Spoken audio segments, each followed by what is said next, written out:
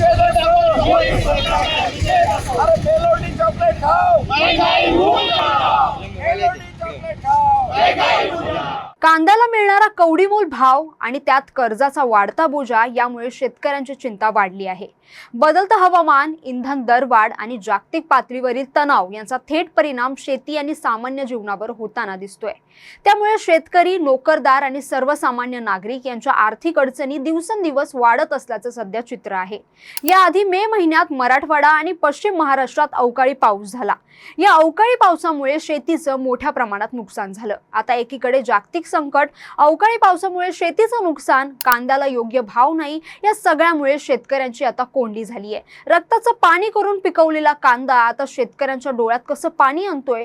कांदा उत्पादक शेतकरी कसे हवालदिल झालेत, पाहूयात याबद्दलची सविस्तर माहिती। नमस्कार, मी जान्हवी आणि आपण पाहत आहात टाइम महाराष्ट्र। कष्टाने पिकवलेल्या कांद्याला बाजारात मातीमोल भाव मिळत असल्याने राज्यातील शेतकरी कमालीचा संतप्त झाला आहे। आधीच विविध संकटांमुळे होणारा परिणाम तसेच आता मालाला योग्य भाव मिळत नसल्याने शेतकरी आता प्रचंड नाराज आहे। लासलगाव बाजार समितीत अलीकडेच आंदोलन करण्यात आल्यामुळे केंद्र सरकारने सरकारी कांद्याचा खरेदी दर प्रति किलो 3.5 रुपयांनी वाढवला। आता हाच दर 24 रुपये प्रति किलो पर्यंत नेला पाहिजे। यासाठी चांदवड येथे मुंबई-आग्रा राष्ट्रीय महामार्ग रोखून झोपेचं सोंग घेणाऱ्या सरकारला जागं केलं जात असल्याचा सूतोवाच आमदार रोहित पवार यांनी केले। कांद्याचे गडगडणारे दर, सरकारी दरातून उत्पादन खर्च भरून निघणारा नसल्याकडे लक्ष वेधत महाविकास आघाडीच्या नेतृत्वाखाली चांदवड येथे मंगळवारी सकाळी शेतकरी क्रांती महामोर्चा काढून मुंबई-आग्रा राष्ट्रीय महामार्गावर रास्ता रोको करण्यात आला।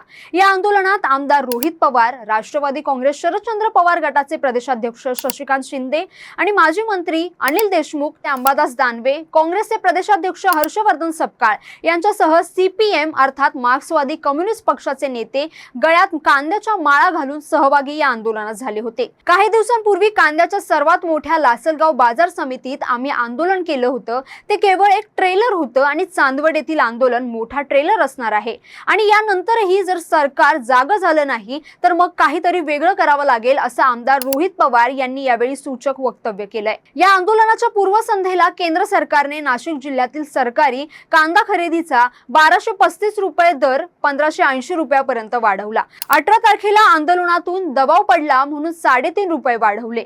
पेट्रोल 8 दिवसांनी वाढले। सरकारने कांद्याचे प्रति किलोचे दर 24 रुपयापर्यंत न्यावेत, ही आमची मागणी आहे, असं महाविकास आघाडीच्या नेत्यांनी यावेळी स्पष्ट सांगितलंय।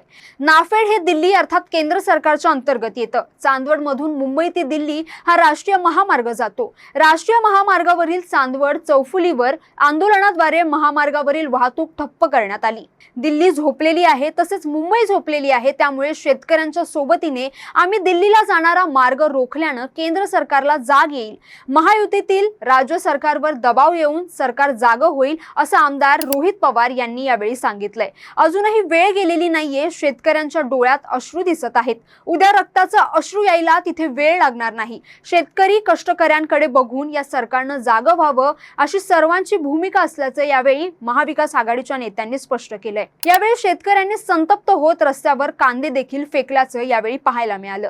दरम्यान शेतकऱ्यांच्या या प्रश्नामुळे आता राजकीय वातावरणही चांगलं तापण्याची शक्यता आहे। एकीकडे डिजिटल इंडिया आणि विकासाच्या नावाखाली मोठमोठी आश्वासने दिली जातात, मात्र दुसरीकडे शेतकरी पिकाचे पैसे आपल्याच खिशातून भरून शेवटी अधिकच तोट्यात असल्याचं दिसतंय। त्यामुळे सरकारनं जाहीर केलेली मदत आणि खरेदीचे दावे केवळ कागदावरच राहणार की या कांदा उत्पादक शेतकऱ्यांचा आक्रोश ऐकून सरकार शेतकऱ्यासाठी ठोस पावलं उचलणार, याकडे संपूर्णच महाराष्ट्राचं आता लक्ष लागलंय।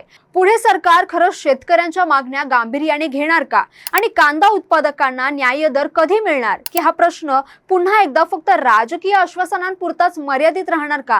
राज्यातील शेतकऱ्यांच्या या आक्रोशाला सरकार आता कोणता ठोस निर्णय देणार, याकडे संपूर्ण महाराष्ट्राचं लक्ष लागलंय।